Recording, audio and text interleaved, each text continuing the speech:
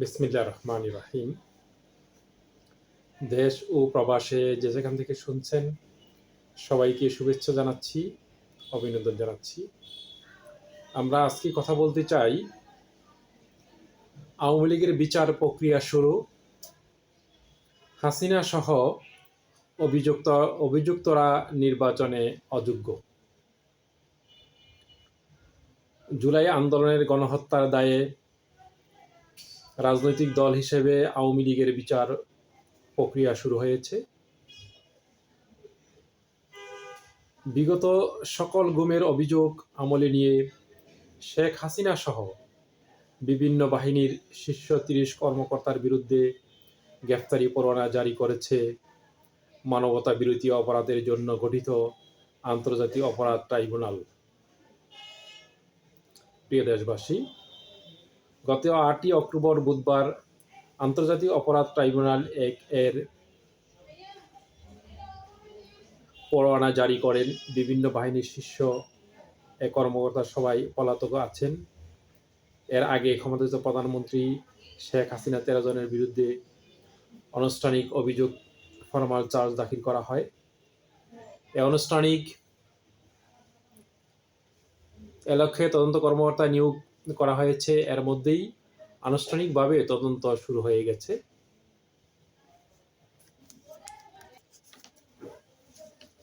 প্রিয় দেশবাসী, কর্মকর্তারা দ্রুত এ সংক্রান্ত কাজ সম্পন্ন করতে সর্বোচ্চ চেষ্টা চালাবেন। প্রতিবেদন পাওয়ার সাপেক্ষে দল হিসেবে আওয়ামী লীগের ব্যাপারে যথাযথ ব্যবস্থা নেওয়া হবে। গত ৭ই অক্টোবর মঙ্গলবার আন্তর্জাতিক অপরাধ tribunal chief prosecutor Mohammad Tajul Islam tribunal প্রাঙ্গণে সাংবাদিকদের বলেন, আওয়ামী লীগের বিচারের ব্যাপারে আগেই আবেদন করা ছিল। আন্তর্জাতিক অপরাধ ট্রাইব্যুনাল আইন ১৯৭৩ এ আনা সংশোধনীতে এসব বিষয়ে সংযুক্ত করা হয়েছে। এতে অধ্যাদেশ ২০C ধারা সংযোজন করা হয়। ৬ অক্টোবর সোমবার ইন্টারন্যাশনাল ক্রাইমস ট্রাইব্যুনাল অ্যাক্ট ১৯৭৩ সংশোধন করে অধ্যাদেশ জারি করা হয়। প্রসঙ্গত, ইতিমধ্যে ফরমাল চার্জ দাখিল করা হয়েছে সাবেক প্রধানমন্ত্রী শেখ হাসিনা, সাবেক স্বরাষ্ট্রমন্ত্রী আসাদুজ্জামান খান কামাল, জাসদ সভাপতি হাসানুল হক ইনু, আওয়ামী লীগের সাধারণ সম্পাদক মাহবুবুল আলম হানিফ সহ কয়েকজনের বিরুদ্ধে। তাদের অনেকেরই বিরুদ্ধে বিচার শুরু হয়েছে। ফলে হাসিনা সহ অভিযুক্তরা নির্বাচনে অযোগ্য বলে বিবেচিত হবে।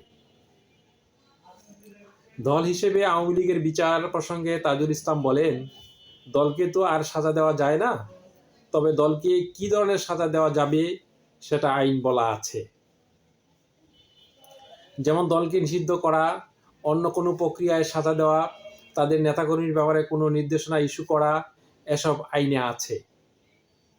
তিনি বলেন, এ মুহূর্তে দল হিসেবে আওয়ামী লীগের ব্যাপারে তদন্ত শুরু হয়েছে। তদন্ত প্রতিবেদন পাওয়া সাপেক্ষে আওয়ামী লীগের ব্যাপারে যথাযথ ব্যবস্থা নেওয়া হবে ইনশাআল্লাহ। আরও যেসব দল এতে জড়িত ছিল তাদের ব্যাপারেও যদি তদন্ত প্রয়োজন হয় তবে সেই অনুযায়ী ব্যবস্থা নেওয়া হবে তদন্ত সংস্থা। Chief prosecutor Tajul Islam. সবাইকে শুভেচ্ছা। আসসালামু আলাইকুম ওয়া রাহমাতুল্লাহি ওয়া বারাকাতুহু।